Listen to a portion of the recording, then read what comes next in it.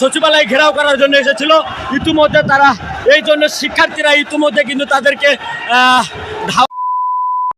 আসসালামু আলাইকুম বন্ধুরা, আশা করি আপনারা সকলেই ভালো আছেন। তো আজকে যে বিষয়টা নিয়ে আপনাদের মাঝে হাজির হয়েছে সেটি হচ্ছে, আপনারা সকলে জানেন যে বাংলাদেশে নতুন সরকার গঠন হয়েছে, তত্ত্বাবধায়ক সরকার। তো এই বিষয়টাকে কেন্দ্র করে বাংলাদেশে যে আনসার বাহিনী আছে তাদের মধ্যে কিছু খারাপ লোক, তারা বিশেষ করে এই যে বন্যার সময় তারা এসে সচিবালয় ঘেরাও করছে, মানে আন্দোলন করছে, তাদের দাবি পূরণ করার জন্য বলছে। তো এটা খুবই লজ্জাজনক, খুবই খারাপ লাগার মতো ঘটনা। তো এই বিষয়টাকে কেন্দ্র করে এবার ছাত্ররা তাদের উপর খেপেছে। তারা এবার তাদেরকে সচিবালয়ের সামনে থেকে সরে যেতে বলছে, কিন্তু তারা সরে নাই। সেই কারণে তাদেরকে ধাওয়া পাল্টা দেওয়া শুরু হয়ে গেছে। তো কিভাবে আনসাররা পালিয়ে যাচ্ছে, চলুন সেই ভিডিও ফুটেজটি একটু দেখি। সচিবালয় ঘেরাও করার জন্য এসেছিল। ইতিমধ্যে তারা এই জন্য শিক্ষার্থীরা ইতিমধ্যে কিন্তু তাদেরকে ধাওয়া দিয়েছে। শিক্ষার্থীরা ঢাকা বিশ্ববিদ্যালয়ের শিক্ষার্থী কি হয়েছে, দৌড়াচ্ছেন গেল, হ্যাঁ দাঁড়ান দাঁড়ান, দৌড়াচ্ছেন গেল, জানি আপনাদেরকে জানিয়ে দেবার চেষ্টা করছি। এই মুহূর্তে দেখছেন আনসার বাহিনীরা দৌড়াচ্ছেন এবং তারা সচিবালয় ঘেরাও করছিলেন। তারা ইতিমধ্যে আপনারা লক্ষ্য করছেন। ভাই কি হয়েছে, কি হয়েছে, দৌড়াচ্ছেন কেন? ছাত্ররা আপনারা সচিবালয় ঘেরাও করছিলেন কেন? ইতিমধ্যে লক্ষ্য করছেন যে তারা সচিবালয় ঘেরাও করার জন্য এসেছিল। ইতিমধ্যে তারা এই জন্য শিক্ষার্থীরা ইতিমধ্যে কিন্তু তাদেরকে ধাওয়া দিয়েছে। শিক্ষার্থীরা ঢাকা বিশ্ববিদ্যালয়ের শিক্ষার্থী কি হয়েছে, দৌড়াচ্ছেন গেল, হ্যাঁ দাঁড়ান দাঁড়ান, দৌড়াচ্ছেন গেল, জানি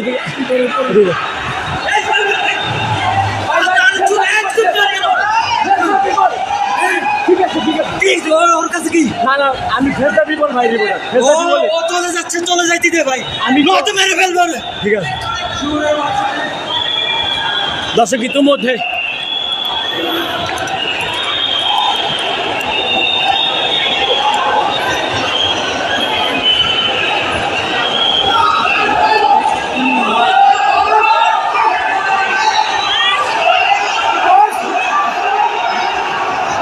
ইতিমধ্যে দেখছেন যে আনসার বাহিনীরা দৌড়াচ্ছেন, তারা ভয়ে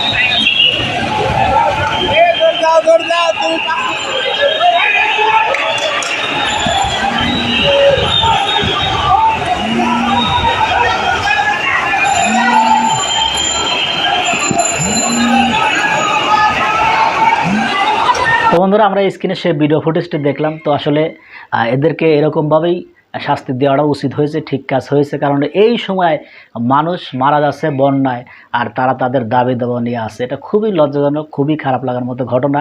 তাদেরকে উচিত শিক্ষা দেওয়া উচিত এবং এই আনসারদের ভিতরে অন্য কোনো শয়তানি আছে কিনা সেটাও খতিয়ে দেখা উচিত।